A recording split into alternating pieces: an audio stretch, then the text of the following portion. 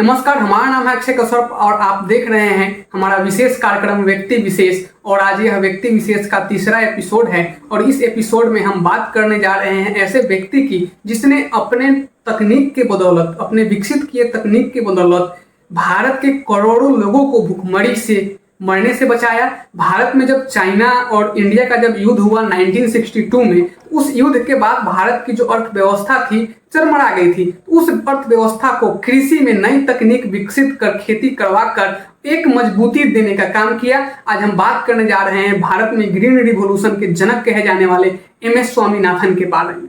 भारत हमेशा से गांवों का देश रहा है, यानी कि कहें कि भारत की अधिकतर जनसंख्या हमेशा से खेती पर ही आधारित रही है। इसके बावजूद भी जो एक समय था आज़ादी के दौरान और 60 से पहले का जो दौर था, उस समय ऐसा था कि जो हमारी जो आबादी थी कृषि पे भी आधारित थी, उन्हें भी संपूर्ण रूप से खाने के लिए अनाज नहीं मिल पा रहा था। इसके पीछे का एक ही कारण था कि भारत में जो पैदावार कम हो गई थी और इस पर कोई काम नहीं कर रहा था। इस सेक्टर में कोई आगे काम नहीं कर रहा था। ऐसा माना जा रहा था कि भारत एक ऐसा देश है जहां की मैक्सिमम आबादी तो कृषि पर आधारित है, लेकिन इसे भुखमरी से बाहर निकालना एक बहुत ही कठिन कार्य है। इसके पीछे का जो मुख्य वजह था, क्योंकि भारत की जो कृषि थी हमेशा से सदियों से अपनी वही पुरानी जो पद्धति थी उसी पे चला आ रहा था और कोई नया टेक्नोलॉजी का ना इस्तेमाल हो रहा था, ना कोई नया यंत्र का उपयोग किया जा रहा था, ना नई तरीके की किस्म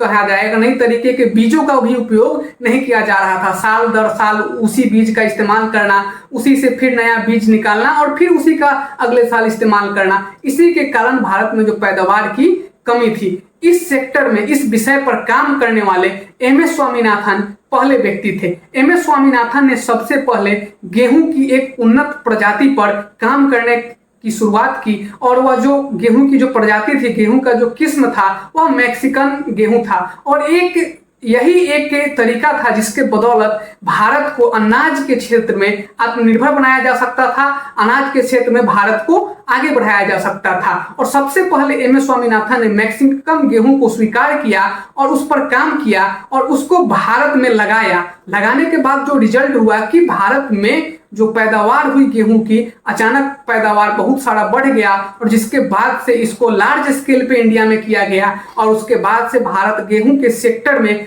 आत्मनिर्भर बन गया। और इसके बाद से अलग अलग सेक्टर में MS स्वामीनाथन ने गेहूं के अलावा भी अन्य कई, जैसे आलू हो गया, इस सेक्टर पे आलू हो गया, इन सब चीजों पे रिसर्च किया और उसके बाद सब सेक्टर में भारत आत्मनिर्भर बनते गया। तो चलिए हम थोड़ा विस्तार से MS स्वामीनाथन के पहले की जर्नी की हम बात कर ले। तो MS स्वामीनाथन का जो जन्म हुआ था, MS स्वामीनाथन का जन्म 7 अगस्त 1925 को हुआ था और आज जब हम यह वीडियो शूट कर रहे हैं, यानी कि आज भी 7 अगस्त है, 7 अगस्त 2023 और आज के दिन MS स्वामीनाथन साहब 98 ईयर्स यानी कि 98 वर्ष के हो चुके हैं। तो MS स्वामीनाथन जी का जो पूरा नाम था मोनकोम्बू संबा शिवम स्वामीनाथन था और स्वामीनाथन जी का जन्म तमिलनाडु राज्य के कुंभकोणाम जगह पे हुआ था।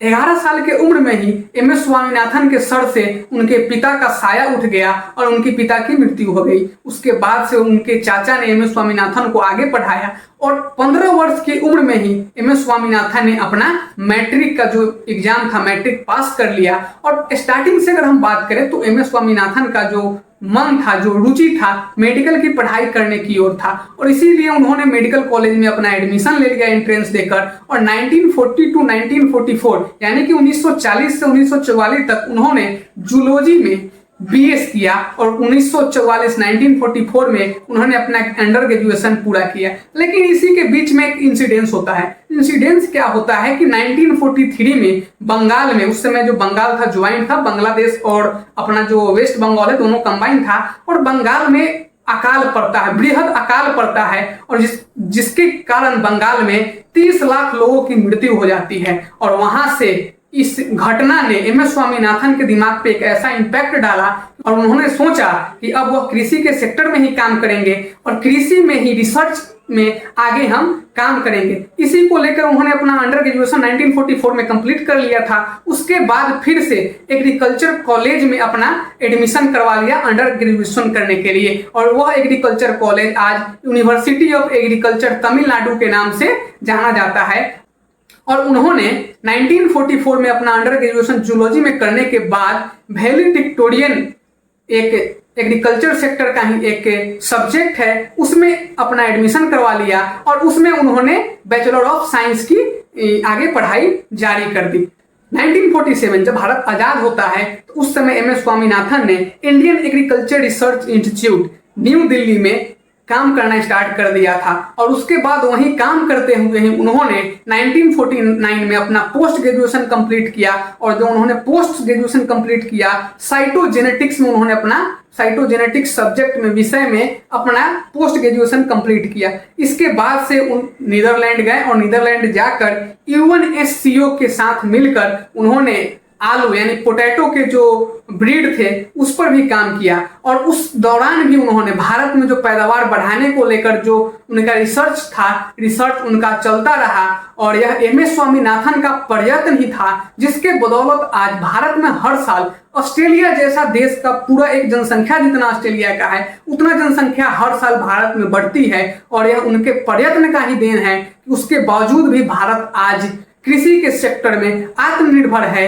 और आज भारत निर्यात भी करता है। बहुत सारी चीजें, गेहूं हो गए, धान हो गए, बहुत सारी चीजें, गन्ना हो गए, भारत आज निर्यात भी करता है।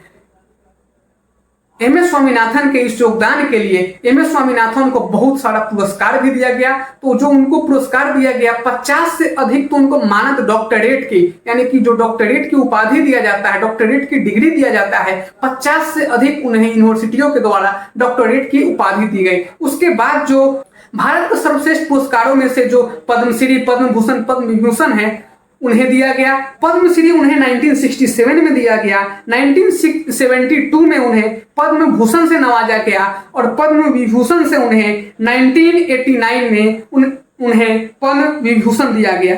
1971 में उन्हें रेमन मैग्सेसे अवार्ड भी मिला। इसके बाद अगर हम बात करें तो 1999 में टाइम्स जो मैगजीन है, टाइम्स जो पत्रिका है, उन्होंने 20वीं सदी की यानी कि 20th सेंचुरी की एशिया के ऐसे लोगों का नाम जारी किया जो इम्पैक्टफुल थे, जो प्रभावशाली लोग थे।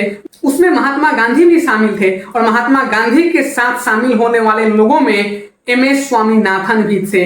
इम्पैक्टफुल लोगों के लिस्ट में 20th सेंचुरी की जो लिस्ट निकला उस मैगजीन के द्वारा, उसमें एम एस स्वामीनाथन का भी 1999 में नाम आया। उसके बाद से उन्हें 2003 में जो बायो स्पेक्ट्रम है, बायो स्पेक्ट्रम के द्वारा उन्हें लाइफ टाइम अचीवमेंट अवार्ड दिया गया और शांति के लिए उन्हें इंदिरा गांधी पुरस्कार भी दिया गया। तो आपको जो एम एस स्वामीनाथन का एम एस स्वामीनाथन का जो रिसर्च था इसके बारे में जो हम आपको जानकारी दिया, उनके जीवन के बारे में जानकारी दिए, कैसा लगा आप हमें कमेंट करके बताइए। और आगे भी मेरा यह सीरीज जारी रहेगा। आपको किसी खास व्यक्ति के बारे में, उनके बारे में जानना है तो आप हमें कमेंट करके बताइए और आपको हमारा यह सीरीज कैसा लग रहा है, इसमें हम क्या सुधार कर सकते हैं, उसके बारे में भी आप हमें कमेंट करके बताइए। बहुत बहुत धन्यवाद।